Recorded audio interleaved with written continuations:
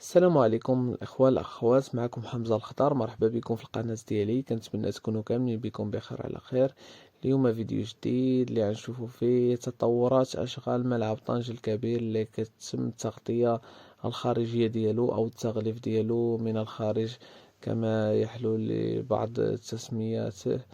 كما كتشوفوا فالآن بدأت تكملة الأشغال بهذا الملعب من الجهة الجنوبية، حيث تم منع جماهير اتحاد طنجة من ولوج هذه المنطقة بسبب وجود أشغال بهذه المنطقة. كما كتشوفوا فهذه هي المنطقة اللي مازال ما تركبش فيها الأسلاك الفولاذية العملاقة اللي غتكمل المظهر الخارجي للملعب من هذه الجهة، وغتكون الشرك ما بين الجهة الشرقية والجهة الغربية اللي مكتملة فيها الأشغال كما غتشوفوا في الفيديو. والآن بدأت الأشغال بوتيرة سريعة، حيث كانت توقفت بسبب خوض مباراة المنتخب الوطني المغربي ضد نظيره البرازيلي بهذا الملعب في 25 من شهر مارس الماضي. كما كتشوفوا فالأشغال بدأت، تم تركيب بعض القطع الفولاذية اللي غيتم الربط ديالها بالقطع الأخرى. كما كتشوفوا في الصورة فالأشغال الآن بدأت، وتم استقطاب المعدات اللازمة لتكملة الأشغال بهذا الملعب. كنا توقفنا، غبنا عليكم شوية من التصوير بسبب ما كانتش هناك مستجدات أو أشغال. حقيقة نفس الأمور ظلت على حالها إلا أن بدأت الأشغال، والآن سوف نقوم بنقل بعض الصور اللي صورناها لكم حصريا اليوم الجمعة. كما كتشوفوا غنحاولوا كل مرة ننقل لكم مستجدات هذا الملعب، ولهذا ما كنتمنى تشتركوا في القناة باش يوصلكم الجديد ديالنا. كنتمنى يكون التصوير جيد وطريقة التصوير جيدة رغم ضعف الإمكانيات، والحمد لله الإمكانيات متوسطة وليس ضعيفة كما كتشوفوا، ولكن هناك جودة عالية أكثر من هذا. ايوا كنتمناو من الله نوصلوا لديك المستوى، نقدم لكم صور افضل من هذه. كما كتشوفوا فهذه هي الرافعات اللي كتقوم برفع اجزاء اللي كتكون المظهر الخارجي. كما كتشوفوا فهي اجزاء عملاقة وعملاقة جدا كما كيظهر في الصورة. حقيقة الاشغال بدأت الان تتسارع، حيت ما يمكنش نبقاو واقفين على هذا الملعب في كل مرة يكون فريق اتحاد طنجة باغي يستضيف المقابلة ديالو في هذا الملعب يتم منع فيه بسبب الأشغال أو بسبب الأرضية أو عدة. كل مرة كيظهر لهم سبب. كما كتشوفوا حتى الآن عاوتاني منعوا جمهور اتحاد طنجة من دخول هذه المنطقة بسبب وجود فيها أشغال. كما كتشوفوا في الصورة فهاد الشاحنة العملاقة يلا قدرت تحمل 5 القطاع من أجزاء اللي كتقوم بالتركيب ديالها وتكون المظهر الخارجي باش تعرفوا حجم الحقيقي لهذه القطع اللي كتظهر أمامكم. إن شاء الله غنقوم بجولة كاملة حول الملعب. قمنا بإزالة الصوت الحقيقي للتصوير بسبب وجود رياح قوية وقوية جدا. حقيقة إذا قمت بتنزيل الفيديو كما هو عليه ستكون هناك تشويش كبير على الفيديو. كما كتشوفوا فهذه هي القطع هي اللي كيتم التركيب ديالها.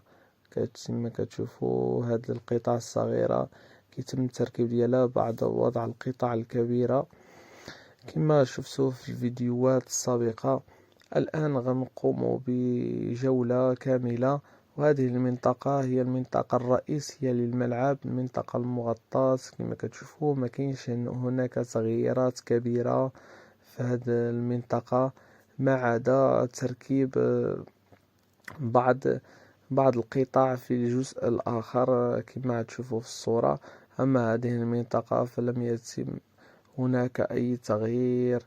كما كتشوفوا فالملعب يتزين براية الوطن المغربي، راية العلم المغربي وراية الملك محمد السادس صاحب الجلالة كما كتشوفوا. أما المنطقة الأخرى فيتم وضع بعض القطع اللي غنمشيو نشوفوها في الفيديو.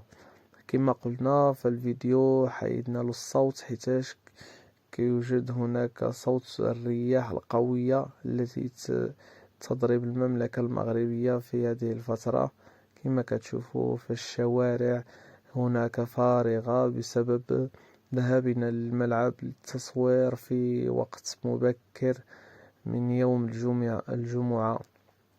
كما كتشوفوا فالأجواء جميلة وجميلة جدا وهادئة حقيقة. مرافق ملعب طنجة جميلة وجميلة جدا، كتواجد بقرية رياضية كما كتشوفوا فيها جميع الملاعب من كل مختلف الرياضات.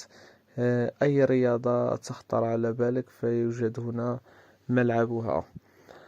كما كتشوفوا كما قلنا لكم فهذه هي القطع اللي غيتم التركيب ديالها بعد وضع الهيكل الخارجي للملعب. كما كتشوفوا هذه القطع هي اللي غتصدر على هذا الشكل الفولاذي وغتكون مظهر، ومن بعد غيتم تركيب إضاءة للملعب وغيكمل الشكل الخارجي للملعب. كنتمنى يزيدوا يسرعوا الوتيرة الأشغال بهذا الملعب باش يكون واجد في الأوقات المناسبة. فبعض المرات نقدروا نضطروا لخوض أي مباراة كبيرة بهذا الملعب ونجبروه واجد، ماشي عاد نبقاو نتجاراو بحال اللي وقع في كأس العالم الأندية أو في مقابلة المنتخب الوطني المغربي ضد نظيره البرازيلي. دائما ما كنكونوا متأخرين، ما عرفناش السبب علاش ما يكونش هذا الملعب يعطيو له الوقت ديالو الكافي ويكملوه باش يستافد الكل، يستافد المنتخب الوطني المغربي وفريق اتحاد طنجة، حيث ما جا مقابلات مهمة لاتحاد طنجة الجولات الأخيرة لضمان البقاء بالقسم الوطني الأول، وما جا مسابقات المنافسات الإفريقية للمنتخب الوطني المغربي.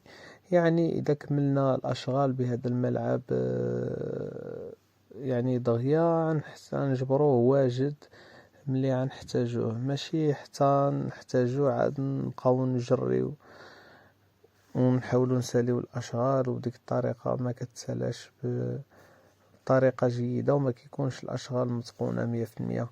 كنتمنى تكون الفكرة ديالي واضحة وتوصل. وكنتمنى بالنسبة للمشاهدين الجدد يشتركوا في القناة وتفعيل زر الجرس باش يوصل لهم الجديد، ويكتبوا لنا في التعليقات الآراء ديالكم وأفكار جديدة اللي بغيتو تشوفوها في هذه القناة هذه. وكنتمنى يكون التصوير ديالنا قد نال الإعجاب ديالكم، وكنتمنى نكونوا عند حسن الظن ديالكم، ورمضان مبارك لجميع المسلمين والمسلمات في جميع بقاع الأرض. وتحية طيبة لإخواننا المغاربة المقيمين بالخارج خارج المغرب، وتحية لجميع المشاهدين اللي غيشاهدوا هذا الفيديو، ونلتقي في فيديو قادم إن شاء الله. ولا تنسوا الاشتراك في القناة وتفعيل زر الجرس باش يوصلكم الجديد ديالنا، ووفقكم الله، ورمضان مبارك كريم. دخل الله عليكم بالصحة والسلامة وطول العمر إن شاء الله. تحية طيبة لكم، إلى اللقاء.